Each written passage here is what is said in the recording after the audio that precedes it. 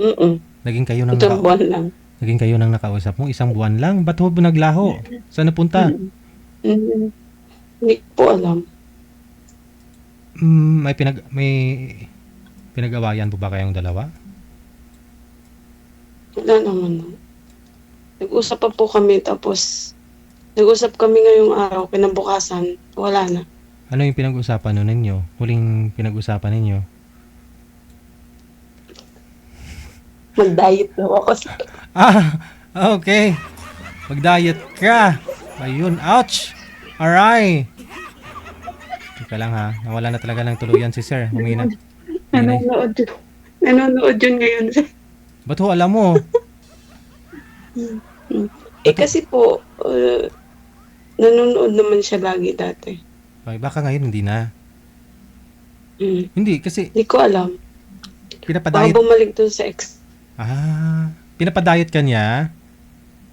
Mm. Bakit ho? Ano po yung timbang mo? 65. Pa? 65 po. 65. Okay lang naman. Ano po bang height ninyo? Ng 4'11". 4'11"? Ay, oo nga no. Oo nga no.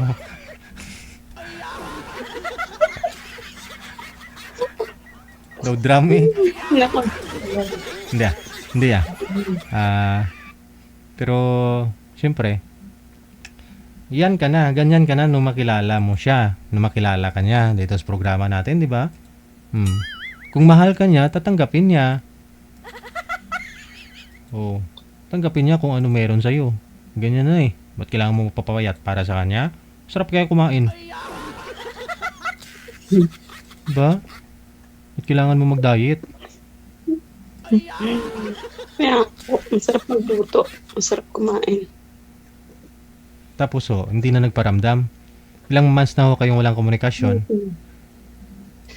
Siguro, 2. 2 buwan na. Baka nanonood po ngayon, ma'am. Anong mensahe mo sa kanya? Wala. Bahala siya sa buhay niya.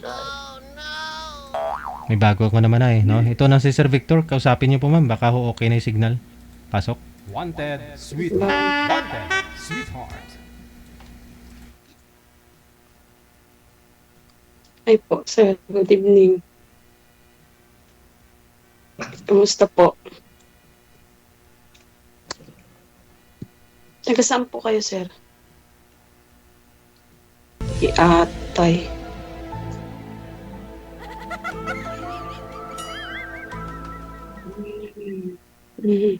My God.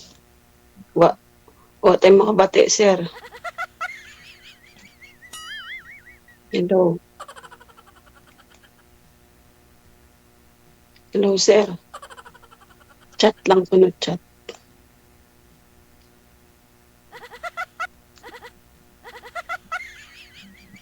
Taga saan kayo, sir? Ewan ko, umbot sa langaw.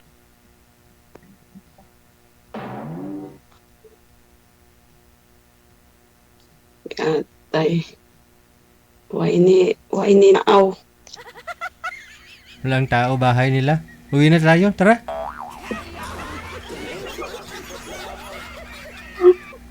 Walang pag-asa.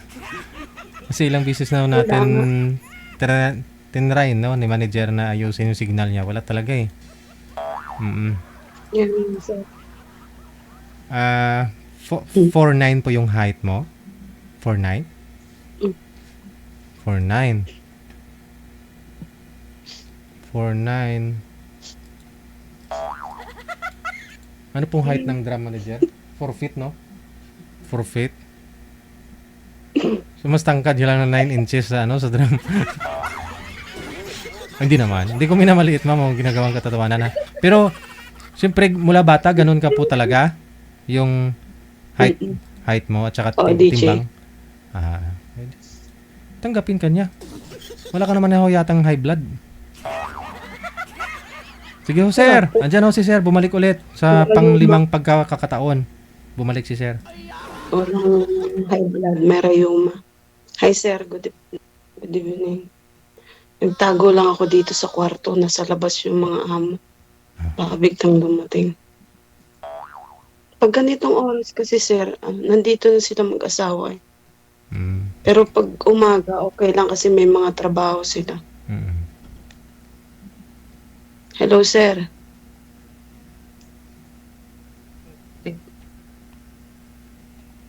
Hello sir. Taga saan po kayo? Tayo, Mindanao.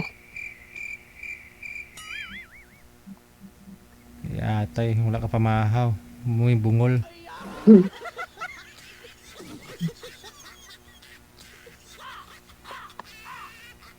Taga saan kayo sir?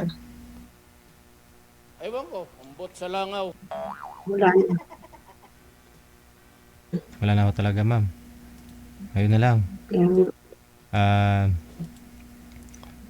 mahirap po kasi naging kayo tapos bigla ho siyang nawala. Walang paalam, di ba? kaya nga sir. Tapos nagulat lang ako na dati kasi nagko-communicate kami dito sa imo. Tapos nung after siguro time, hiningi niya yung messenger. Tapos nag-usap kami doon. Tapos siguro mga 3 days, sabi niya, yung may nag-open daw ng messenger niya. Yung mga message ko daw na hindi niya pa na-open, na-open na daw. Sabi niya. Dito po sa Angeles, Pampanga. Uy, sino yun? Tapos, Bago lang pumasok boses ni sir. Kanina pa ho siyang wala. Ngayon lang pumasok boses niya. Mahina boy. Mahina po kasi yung signal. Taga Pampanga daw siya. tapos Narinig mo ko, ma'am? siguro mga 1 week sir na Narinig mo po? hindi po. Ay, ma'am, wala po siya, wala po siya. Kanina pa ho yung boses niya, late lang. Wala ho siya. Ah, Kanina ho, nagsasalita siya pero walang tapos boses. yun, sir. Ngayon lang yung boses niya dumating. Sa traffic. Hmm. Hmm. Tapos 1 week siguro na-notice ko na naka-block na ako dun sa messenger niya. Mm. Pero sabi niya naman sa akin, dito na lang daw kami mag-usap sa imo kasi nga may nag-open ng message niya doon sa messenger niya. Tapos sabi niya, explain niya na yung ex niya daw, na-access yung messenger niya. Hindi ko naman question yun. Wala naman sa akin. Tapos, yun nga, nung nag-usap kami last, August, kasi August 15, dumating yung mga amo namin galing ng London. Yun yung last na usap naming dalawa. Tapos, kinabukasan, hindi naman nag-discuss. Nagkasagot kami about dun sa pag-diet ko. Tapos yun, inantay ko siguro mga 1 week. Wala, hindi na talaga. Tapos nag-message sa kanya, last message ko. Hindi na siya nag-online. Binura ko lahat ng message ko, tapos blinak ko na rin siya kasi, syempre, alam naman mag-antay ka na mag-antay para sa... Baka nanonood siya ngayon. Ano mensahe mo? Wala. Bahala na si sir. Gaano kalalim yung relasyon ninyo sa isang buwan?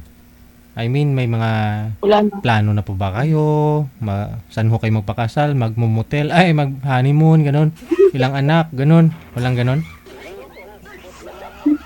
Wala naman, sir. Walang ganon. Okay.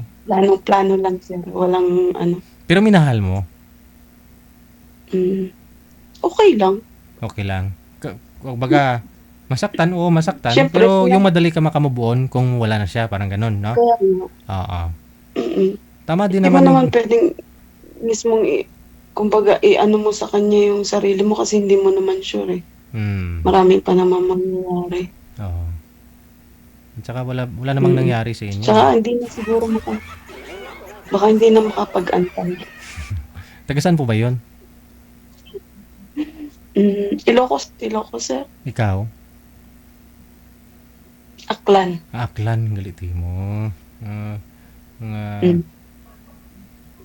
Akala ko nga pag mga Ilocano Mm. sabi kasi nila pag Ilocano, pag nakaano ka daw ng Ilocano is kumbaga, ano tawag dito? Yung hindi marunong magloko. Tapos Okay. At least sincere about sa maganda ho yung ganyan, ginawa sabi mo. niya. Sinagot mo siya, ginawa mong Hindi boyfriend. naman. at least makilala mo siya, no? Bilang isang boyfriend, merong pag-ugali siya, 'di ba? So yun na nga Kaya- na parang gusto niya siguro kontrolin ka sa pagkain mo. ganun. So hindi ka papayag, no? Siyempre pagtanggol mo, paglaban mo, tagal mo yan ha. Yun yung libangan mo diyan kain Mahilig pa ako magluto, kain ng kain. Sige. Kinakapos na rin ho tayo ng oras at mahina po yung signal ni sir. Siguro priority kitang i-line up bukas, ha? Sige po, sir. Okay. Maraming salamat sa Thank iyo. Kain ka mo muna. Baka gutom ka na. you. Bye!